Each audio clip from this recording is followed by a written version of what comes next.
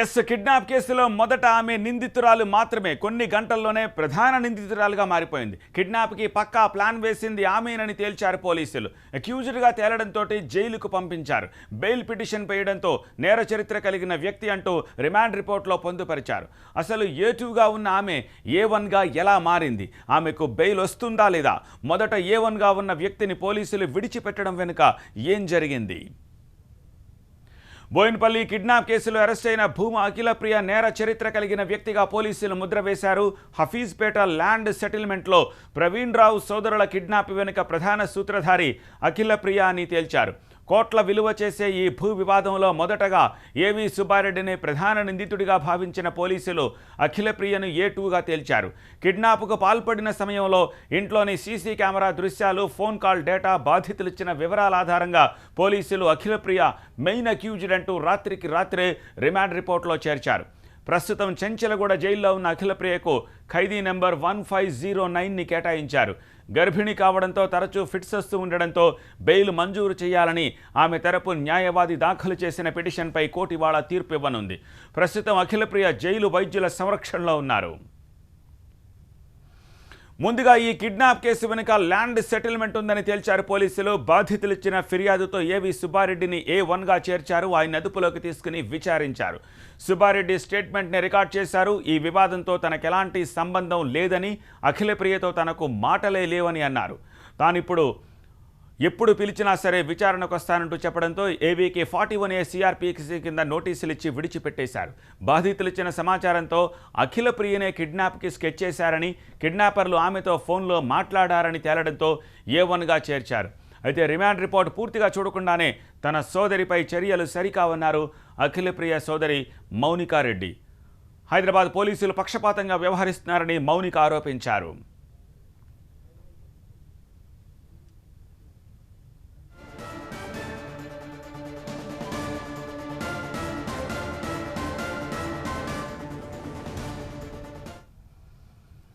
ఏం జరగబోతోంది? మరికొద్ది సేపట్లో తీర్పు వెలువరించబోతోంది court.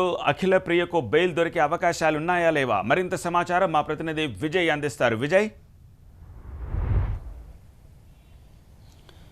Bhuma Akhilapriya bail petition పైన కాసేపట్లోనే వాదనలు ప్రారంభమవుతాయి. అఖిలప్రియకి సంబంధించిన వాళ్ళు హెల్త్ గ్రౌండ్ పైన ఒక బెయిల్ అడిగితే అటు అఖిలప్రియ బెయిల్ని అడ్డుకునేటువంటి ప్రయత్నంలో హైదరాబాద్ పోలీసులు ఎంటైర్ ఈ ల్యాండ్ వ్యవహారం అంతా కూడా ఆమె నోటీస్లో ఉండి జరిగింది. కాబట్టి ఆమెకు బెయిల్ ఇవ్వద్దు, ఆమె భర్త భార్గవ్ రామ్ ఇంకా పోలీసులకు దొరకలేదు, ఆయన అత్యంత కీలకమైన వ్యక్తి కాబట్టి ఆయనకు సంబంధించినటువంటి ఏవైతే ఒక వ్యక్తి ఉన్నాడో ఆ వ్యక్తి దొరికితేనే పూర్తి స్థాయిలో ఈ కేసుకు సంబంధించి అనేక విషయాలు బయటకు వస్తాయి. కాబట్టి భార్గవ్ రామ్ దొరికేంత వరకు కూడా ఆమెకు బెయిల్ ఇవ్వద్దు. ఈ కేసులో ఆమెకు కాన్స్పిరసీ ఉంది, ఆమె A1గా ఉంది కాబట్టి ఆమెను ఖచ్చితంగా ఈ కేసుకు సంబంధించి ఆమె కొంత ఇన్ఫ్లుయెన్స్ చేస్తుంది. ఆమె పొలిటికల్ బ్యాక్గ్రౌండ్ కూడా చాలా పెద్దగా ఉంది కాబట్టి, గతంలో మంత్రిగా పనిచేసినటువంటి ఉంది కాబట్టి ఇన్ఫ్లుయెన్స్ చేసే అవకాశం ఉంది. కాబట్టి ఎట్టి బస్సులో భూమా అఖిలప్రియకు బెయిల్ ఇవ్వద్దు అనేది హైదరాబాద్ పోలీసులు వాదిస్తున్నారు.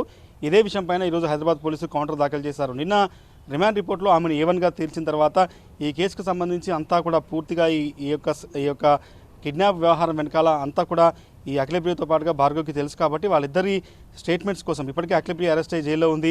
భార్గవ్ దొరకట్లేదు, ఆయన బెంగళూరులో ఉన్నాడని చెప్తున్న నేపథ్యంలో ఆయన కోసం పోలీసులు ఇప్పటికీ వెతుకుతున్న పరిస్థితి కాబట్టి ఆయన దొరికేంత వరకు కూడా అఖిలప్రియకు బెయిల్ ఇవ్వద్దు అనేది చాలా స్పష్టంగా పోలీసులు కౌంటర్ దాఖలు చేసే అవకాశం కనిపిస్తుంది. ఎస్పెషల్లీ అఖిలప్రియకి సంబంధించి మాత్రం ఆమె కొంత గైనిక్ ప్రాబ్లం ఉంది కాబట్టి ఆమెకు మెర్సీ గ్రౌండ్ కింద బెయిల్ ఇవ్వాలంటూ అటు అఖిలప్రియకి సంబంధించినటువంటి న్యాయవాదులు కూడా తమ వాదన వినిపిస్తున్నారు.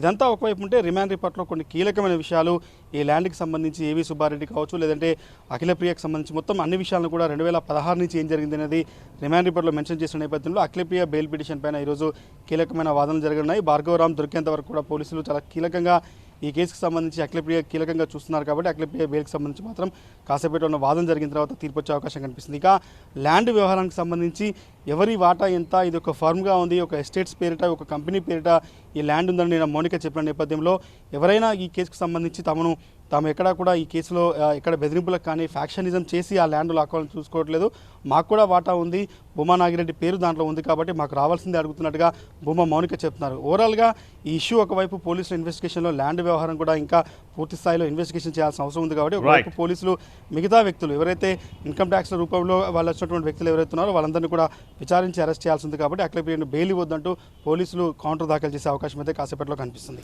రైట్ విజయ్, హఫీజ్పేటలో ఏముంది? ఈ డౌట్ అందరికీ రావచ్చు, కానీ కోర్టులు ఉన్నాయి అక్కడ.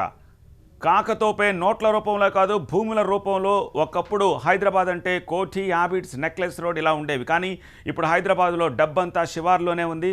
అందులో ఒకటి హఫీజ్పేట్. ముస్లిం పాపులేషన్ ఎక్కువగా ఉండే ఈ ప్రదేశం రూపురేఖలు మారిపోతున్నాయి.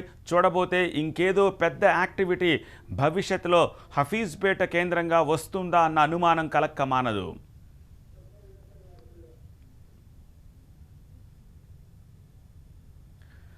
హఫీజ్పేట్ ఒక్క ఫ్లైఓవర్ ఎక్కి దిగితే మియాపూర్ రోడ్, అదే ముంబై హైవే.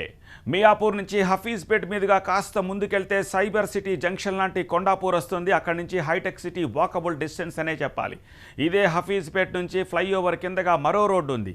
అది అటు హైటెక్ సిటీ రైల్వే స్టేషన్కి, ఇటు జేఎన్టీయూకి కనెక్ట్ అయ్యే మార్గం. ప్రస్తుతం అది రోజు రోజుకు విస్తరిస్తోంది. ఇక ఇదే హఫీజ్పేటలో ఆర్టీఏ ఆఫీస్ దాటగానే కొత్తగా ఫ్లైఓవర్ నిర్మాణం మొదలవుతోంది. దాని లెంగ్త్, విడ్త్ ఓ రేంజ్లో ఉండబోతోంది.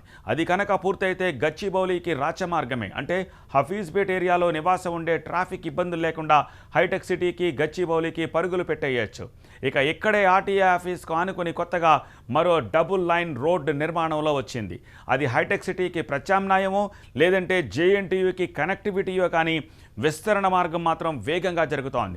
హఫీజ్పేటకు మరో దిక్కున మంజీరా పైప్లైన్ రోడ్డు ఉంటుంది. అది నేరుగా బీహెచ్ఈఎల్కు కనెక్ట్ అయ్యే పెద్ద రోడ్డు.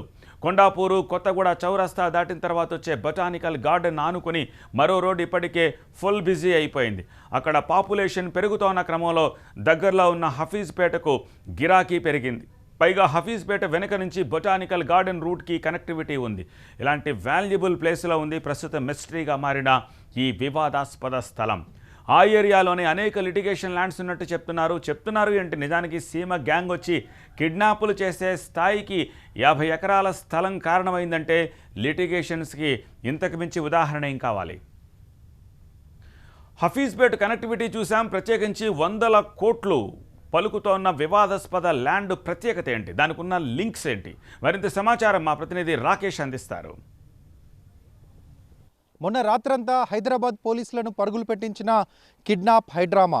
ఆ వెనకాలన్నటువంటి A1, A2, A3 ముగ్గురిని కూడా పోలీసులు అరెస్ట్ చేశారు. ఆంధ్రప్రదేశ్ మాజీ మంత్రి అఖిలప్రియ, ఏవి సుబ్బారెడ్డి, అదేవిధంగా ఇంకొంతమందిని కూడా అరెస్ట్ చేశారు. ఈ వెనకాల ఏముంది, ఇంత పెద్ద కిడ్నాప్కి పాల్పడడం వెనకాల ఉన్నటువంటి భూదందా ఏంటి, అసలు ఎక్కడి నుంచి స్టార్ట్ అయింది వ్యవహారం, ఆ స్పాట్లోనే ప్రస్తుతం మనం ఉన్నాం. హఫీజ్పేట దగ్గరలో ఉన్నటువంటి ఈ ప్రదేశంలో మనకు కనిపిస్తున్నటువంటి భారీ భవనాలు, భారీ అపార్ట్మెంట్లు, గేటెడ్ కమ్యూనిటీలు, అదేవిధంగా హైటెక్ సిటీకి కేవలం 2.5 కిలోమీటర్ల దూరంలో మాత్రమే ఇది ఉంది. చాలా ప్రైమ్ ఏరియా, చూడ్డానికి ఒక మాస్ ఏరియా లాగా, పక్కనంతా కూడా ఒక మాస్ స్లమ్ ఏరియా లాగా కనిపిస్తున్నప్పటికీ ఈ ప్రాంతానికి ఖాళీగా కనిపిస్తున్నటువంటి ఈ 48 ఎకరాలకు మాత్రం చాలా పెద్ద ఎత్తున డిమాండ్ ఉంది.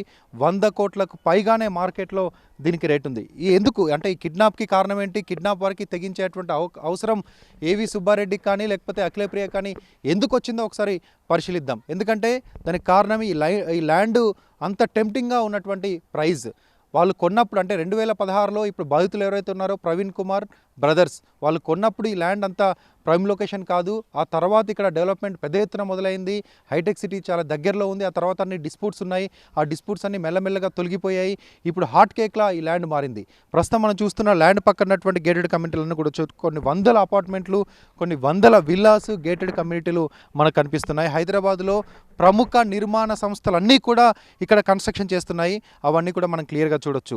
ఎక్కడ ఏ అపార్ట్మెంట్లో కూడా మినిమం 1000 నుంచి 2000 ఫ్లాట్స్ ఉండే విధంగా ఇక్కడ కన్స్ట్రక్షన్స్ అన్నీ కూడా జరుగుతున్నాయి. చుట్టూ పూర్తిగా పోయింది. మధ్యలో మాత్రం ఉన్నటువంటి ఈ 48 ఎకరాల బిట్ మాత్రమే మిగిలింది. మిగతాదంతా కూడా ఫుల్ఫిల్ అయిపోయింది. పక్కన ఈ 48 ఎకరాల పక్కనే ఆనుకున్నటువంటి ఇన్ని రోజులు కొంత డిస్ప్యూట్లో ఉన్నటువంటి ప్లేస్ అది క్లియర్ కావడంతో అక్కడ కూడా భారీ నిర్మాణం కొనసాగుతుంది.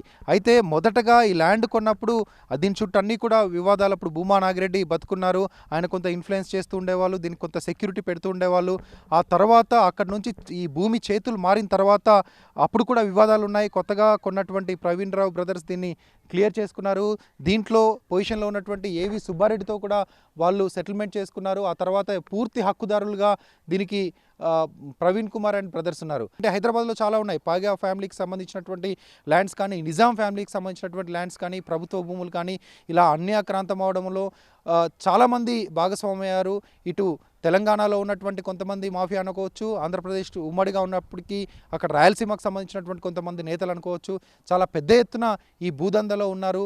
చాలా పెద్ద ఎత్తున ల్యాండ్స్ అన్నీ కూడా ఇక్కడ మనకు కనిపిస్తున్నటువంటి 800 పైగా ఉన్నటువంటి ఎకరాల్లో కేవలం 48 మిగిలిందంటే మిగిలిందంతా కూడా ఏదో రకంగా పత్రాలు సృష్టించుకొని వారసులమని చెప్పుకుంటున్న వాళ్ళ దగ్గర నుంచి నయానో భయానో వాళ్ళ దగ్గర నుంచి తక్కువ రేట్లకు తీసుకొని చేసుకున్నటువంటి భూములే. ఇది హైదరాబాద్లో ఇంకా 100 ఎకరాలు కూడా ఇలాంటి వివాదాల్లోనే నలుగుతూ ఉంది. Vote studio.